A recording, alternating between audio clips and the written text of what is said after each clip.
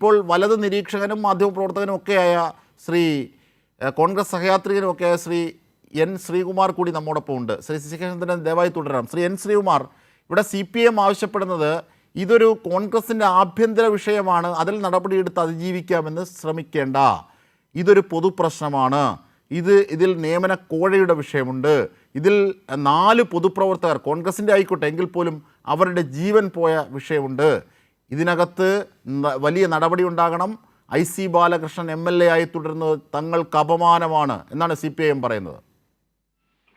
അല്ല, ഞാൻ ശ്രീ കെ ശശീന്ദ്രന്റെ പ്രതികരണ അവസാനത്തെ ഭാഗം ഞാൻ കേട്ടു. അപ്പൊ അദ്ദേഹത്തിൽ നിന്നൊന്ന് ഓർമ്മിപ്പിക്കുന്നത് നമ്മുടെ കരിയൂർ വിഷയമാണ്. ഞാൻ വിശദീകരിക്കുന്നില്ല. അതുകൊണ്ട് അദ്ദേഹത്തിന്റെ മനസ്സിലുണ്ടാകണം അവിടെയുള്ള ആത്മഹത്യയും അതും ജീവൻ പൊരിഞ്ഞതാണ്. അതുമായി ബന്ധപ്പെട്ട ഒരു MLA പ്രശ്നമുണ്ട്. ആ MLA ഇപ്പോഴും തുടരുകയാണ്, രാജിയൊന്നും വെച്ചിട്ടില്ല, ആരും അപമാനമാണെന്ന് പറഞ്ഞിട്ടുമില്ല. അത് നിൽക്കട്ടെ. പിന്നെ വയനാട്ടിലത്തെ കാര്യം, വയനാട്ടിൽ IC ബാലകൃഷ്ണനെതിരായിട്ടുള്ള കേസ് ഇടതുപക്ഷ മുന്നണിയുടെ നേതൃത്വത്തിലുള്ള ഗവൺമെന്റിന്റെ പോലീസ് അന്വേഷിക്കുന്നുണ്ട്. ആ കുടുംബമാണെങ്കിൽ ആദ്യം കോൺഗ്രസ് നേതൃത്വത്തിനെതിരെ അവരുടെ പരാതി പറഞ്ഞു, പരിഭവം പറഞ്ഞു, പരസ്യമായി പറഞ്ഞു. ശേഷം KPCCയുടെ ഒരു സംഘം അവിടെ എത്തി, അവരെ കണ്ട് സംസാരിച്ചു. പിന്നെ ആ മകനും മരുമകളും പറഞ്ഞത് ഞങ്ങൾക്ക് കോൺഗ്രസ് വിശ്വാസമാണ്, ഞങ്ങളുടെ അച്ഛൻ ആശ്വസിപ്പിക്കുന്നത് പോലെ ഞങ്ങളെ നേതാക്കൾ ആശ്വസിപ്പിച്ചു, ഇത് രാഷ്ട്രീയമായിട്ട് ഞങ്ങൾ മുന്നോട്ട് കൊണ്ടുപോകില്ല എന്ന് പറഞ്ഞാൽ അവിടെ CPM പെട്ടുപോയി. പിന്നെ ശ്രീകുമാർ സാർ, ഞാനും എൻ്റെ അച്ചിയും പിന്നെ അവൾക്ക് സ്വർണം പണിയാനുള്ള ഒരു സ്വർണ്ണപ്പണിക്കാരനും എന്ന രീതിയിൽ മാത്രം ഇവിടെ നീങ്ങിയാൽ മതിയോ? അവരുടെ കുടുംബം പറഞ്ഞു, ഓക്കെ, അതോടുകൂടി പ്രശ്നം തീർന്നു. അവരുടെ കുടുംബം അങ്ങനെ പറഞ്ഞിട്ടില്ല എങ്കിൽ പോലും ഇനി വാദത്തിന് വേണ്ടി അംഗീകരിച്ചാൽ ഈ ഒരു ഘട്ടത്തിൽ കാണേണ്ട വിഷയമാണോ ശ്രീകുമാർ സാർ ഇത്?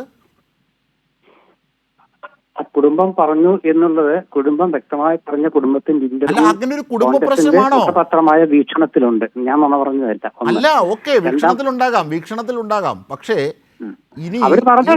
ഇനി അങ്ങനെ ഒരു കുടുംബ പ്രശ്നം മാത്രമായി ഇതിന് ഒതുക്കാമെന്നാണോ ശ്രീകുമാർ സാർ താങ്കൾ ധരിക്കുന്നത്? ഇത് അല്ലല്ലോ. ഇത് CPM ആദ്യം എന്താ പറഞ്ഞത്? CPM ശ്രീ NM വിജയന്റെ മരണം എല്ലാവർക്കും ഒരു സങ്കടമുള്ള കാര്യമാണ്. അത് ഏത് മരണം ആർക്കും സങ്കടമുള്ള കാര്യമാണ്.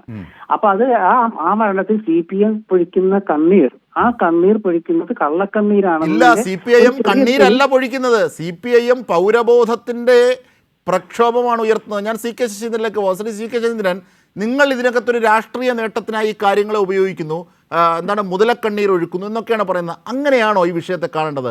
അതാണോ ഇതിന്റെ ഗ്രാവിറ്റി? ശ്രീ CK ശശീന്ദ്രൻ, ന്യായീകരിക്കാനുള്ള കാര്യത്തിൽ അദ്ദേഹം ഈ രീതിയിൽ പറയുക എന്നല്ലാതെ വേറെന്താ അദ്ദേഹത്തിന് പറയാൻ വേണ്ടി? അദ്ദേഹത്തിന് കോൺഗ്രസിനെ ന്യായീകരിക്കണം. ഈ വസ്തുതകളെല്ലാം അദ്ദേഹത്തിന് കാണാൻ കഴിയുന്നുമില്ല എന്നുള്ള സങ്കടകരമായ അവസ്ഥയിലേക്കാണ് അദ്ദേഹത്തിന്റെ പ്രതികരണം വന്നിരിക്കുന്നത്. നമുക്ക് കാണാൻ വേണ്ടി കഴിയും. ഞങ്ങൾ ഇതിനെ രാഷ്ട്രീയമായിട്ടല്ല, നേരത്തെ കാര്യങ്ങൾ ഉയർത്തിക്കൊണ്ടുവന്നതാണ്. രാഷ്ട്രീയമായിട്ട് ഞങ്ങളുടെ കാഴ്ചപ്പാടും അഭിപ്രായങ്ങളൊക്കെ ഉണ്ട്. ഒരു MLAയുടെ പേരിൽ MLA കാരണം കോൺഗ്രസ് പ്രവർത്തകരായ 2 പേർ, അച്ഛനും മകനും, മകൻ സജീവ കോൺഗ്രസ് പ്രവർത്തനം അല്ലെങ്കിലും അവർ കോൺഗ്രസ് കുടുംബത്തിൽപ്പെട്ട ആള് തന്നെയാണല്ലോ. അച്ഛനും മകനും പഠിക്കാനിടയായ ഒരു സാഹചര്യത്തെക്കുറിച്ച് ഇത്ര നിസ്സാരവൽക്കരിച്ചുകൊണ്ട് കാര്യങ്ങൾ പറയാൻ വേണ്ടി കഴിയുമോ?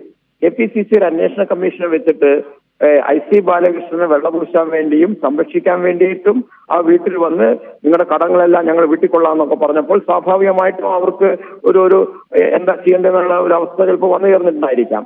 പക്ഷെ ഞങ്ങൾ അതിനെ കോടതി ചോദ്യം ചെയ്തിട്ടുണ്ട്, പോലീസ് കേസ് കൊടുത്തിട്ടുണ്ട്.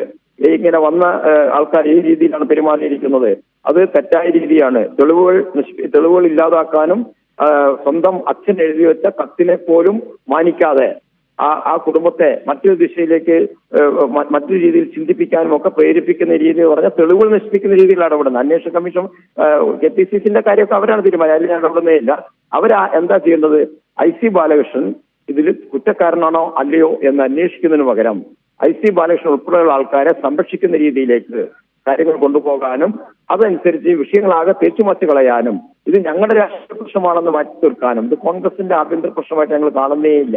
ഒരു നാടിന്റെ വിഷയമാണ്. ഈ NM വിജയന്റെ മകന് പോലും ജോലി നിഷേധിച്ച് IC ബാലകൃഷ്ണൻ കൊടുത്ത ഔദ്യോഗിക കത്തിനകത്ത് പറയുന്ന അതിന് പകരം വേറെ ആളെ നിശ്ചയിക്കണം എന്നാണ്. ആ പേര് പറഞ്ഞില്ലെങ്കിലും അത് NM വിജയന്റെ കത്തിലുണ്ട്.